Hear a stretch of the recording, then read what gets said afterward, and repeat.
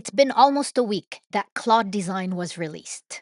And as usual, the hype was huge. We saw endless thumbnails of Figma is dead. So, in this video, my purpose is to go through with you in detail about the difference between all these hype tools, whether it's Claude Design, Google Stitch, and then coming back to the Figma MCP and Claude integration, because it has been a huge part of my process. This is where I'm seeing a lot of value. If you stick around to the end, I'm going to show you what I generated, what I allowed Claude to generate through the Figma MCP. So let's go past the hype and look at where these tools are most useful in your process as a designer, and how can you use all of them to your advantage. If this is your first video on Claude Design, you definitely may benefit from my previous video that I'm linking to you above, where I had a first look. I took a deep dive and I actually created a whole design system. And from the design system,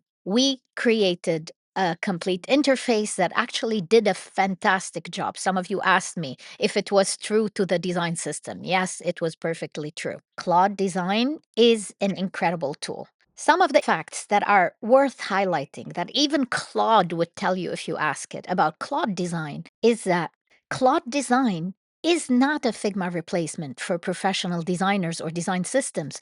It's aimed for people who need to get from idea to something visual before they open a design tool. So this is more targeted towards PMs and developers. If you keep generating with it, you're going to see after 5 generations, you're going to get the same output. This is what's happening with all those AI tools that we've used before and we've hyped, like Lovable, Replit. There are so many to name here, and I don't mean anything against them. They're wonderful tools. But the limitation of those tools is they're created towards audiences who want to generate something fast. That's not what designers do. Claude Design is intended to generate code. If I'm getting started, whether with high fidelity or wireframes, the output that's going to come out is an HTML file. It is not vector. And most importantly, when you're getting started, you could either start from a screenshot, but look how clearly drag a Figma file is one of the most prominent actions that are available here. So this tells me this tool is not made to replace Figma. It allows you to get started from Figma, to continue with code. Or if you're a PM, your designer's created something, you want to build on it, you want to come up with a quick idea, this is a place where you could do it. It's one more vibe designing or vibe coding tool that resembles Stitch, where you can just generate something quick. You can tweak things very quickly, whether it's changing your colors, how the spacing is, how the footer is. You can clearly see this is for somebody who is not picky about the level of control that they have. My PM would be happy with this. My developers would be thrilled with this because they think they can do it on their own. But none of the designers that I know are comfortable with this level of control. Even when you go to edit mode and you're selecting certain elements, you don't have the ability to move elements on the canvas. You can only control them with these values right here. Like if I wanted to move this text, let's say, a little bit on this side, I can only do that by changing the values of width, of height, of how it's aligned, whether it's center or left. But the level of control that I have is very minimal compared to when I'm in a Figma canvas and I can move everything exactly to where I want it. And those of us who've been designing know that this is how we come up with our most creative ideas, by having the control and creativity to do what we need, versus AI is constantly working from these patterns. They are good patterns, of course, but it keeps repeating the same patterns. On the topic of patterns, Google Stitch, that is very similar to Claude Design in a way.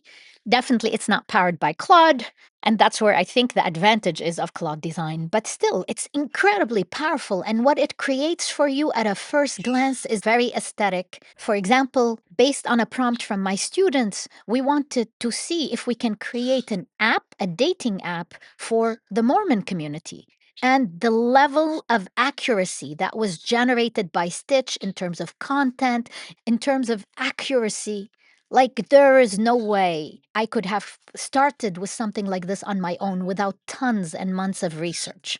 So, these tools are incredible. They're a fantastic place to get started. You can see there's a design system.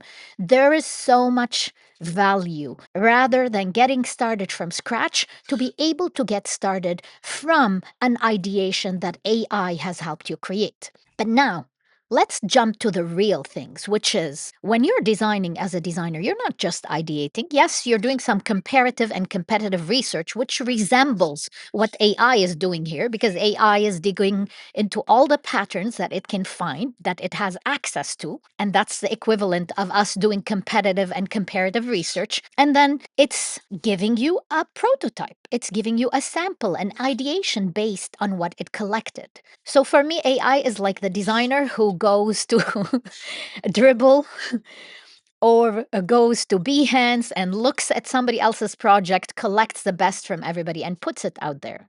So, do you think that will be creative? The output will be accurate, it will be good, it will be nice because it's combining so many different things, but there will not be anything original. The creative, brilliant ideas that designers came up with that slowly became patterns.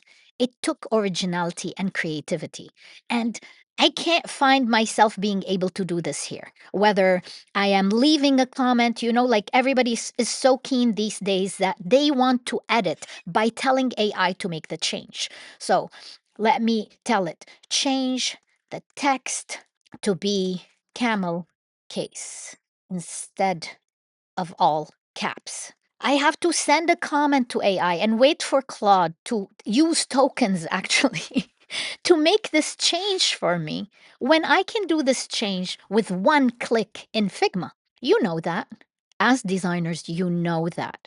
So, what am I coming to with all this demo of Stitch and Claude Design? Are they good tools? Yes, absolutely. They are incredible, but they are useful only for the discovery phase when you're ideating and generating things. They might be better if you get started from your Figma file, but again, because you've had the chance to think and create and be original inside your Figma file. Now, is there value here? Yes, of course. When I'm done with this, if it is close to what I want, I can download the whole project zip. I can export it as a PDF, as I can export it as a PowerPoint, send it to Canva, use it as a standalone HTML, or hand it off to Claude. Now, this is where I think Claude Design has the most incredible advantage because it's kind of removing that handoff gap where, you know, how with Figma, we have to go to dev handoff, and there are all these things that we needed to do to connect things. Code Connect, so many things Figma has done in the last 1 year to bridge the gap between designers and developers. But still, we were operating as two separate entities. So the advantage of coming here and saying hand off to Claude, this is huge. You can either download the zip or you can copy the command and just directly move into Claude Desktop. And now, if Claude Design moves into Claude Desktop, you're once again in that same space that is incredibly convenient. The points I want you to take away from this is the vibe coding tools, whether it's Lovable, Google Stitch, Claude Design, Figma Make, they're all getting you started in the discovery stage. They're super helpful. I've used Make elaborately for discovery. However, when it came to the real design, when it came to a real project that I want to hand off to features that I'm building on top of my pages, then those tools are not my go to place because a designer wants control. This is what allows us to be creative and to do things the way we want. Now, here is the part that I'm excited to share with you. I don't have scope inside this video to teach you fully. I just posted a poll on my channel to ask you what you wanted to learn about, and I'll decide if this is the next video, but it's definitely going to be one of the upcoming videos. I just used Claude and the Figma MCP to generate this design system from scratch. It organized everything, my colors, it created variables for everything on my behalf. Do you remember how long it took us to create these variables? Even my success warning colors, my typography, I just told it what I want. It created a complete system for layout, primitives, radius. I was testing how much can it create assets for me. It created a complete set of components that are my own, that are linked to the brand that I asked it to create. And this is an example page of it using this design system that I asked it to create. And it was all Claude, leveraging the Figma MCP and writing on my canvas based on my instruction. So for me, this is the superpower of AI. I want to vibe to vector. I don't want to vibe to code. Let developers vibe to code. They're interested in that.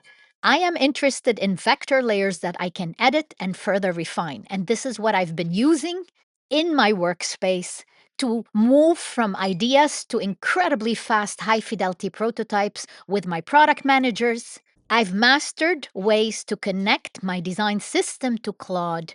I created a skill to teach Claude how to read my Figma MCP and to generate output from my prompts. Now I'm asking you, is this what you want? If this is what you want to learn about, how to vibe to vector, how to talk to Claude just with a simple prompt and have it generate things for you, starting from a design system from scratch, or if you have your own design system, you can generate your features from scratch. So you're not getting started from an empty canvas. If that's what you want, please let me know in the comments. I want to know what's your priority. Sometimes I feel I create content that many of you are not yet ready for. So if this is where you're at and what you want to learn, let me know. This is important. And I really think this is a superpower that designers will have with AI. I hope you found this comparison useful so you start understanding and stop getting anxious about all the hypes that are happening all around. This is not new to our industry. We've been getting hypes forever. I'm sure you've seen it, even if you're a junior designer. In the last 2 years, every week we have an announcement that Figma's dead, whatever it's dead. Now they're saying designers are dead. Don't let these things get to you. No, designers are not dead. In the same way that developers are not dead just because there are tools and there's AI that can generate code. You still own the craft. You're still in charge of quality, creativity, usability, accessibility, but own this. Don't allow somebody to tell you you're obsolete and irrelevant. And to own it, you need to educate yourself and empower yourself to stay on the cutting edge. And this is the very reason I have this channel. And maybe that's why you found me. Let me know what you want to learn. If this video made a difference for you, please share it, hype it, like it, engage with it, because it will allow YouTube to share it with other designers who desperately need it right now. Thank you so much for watching.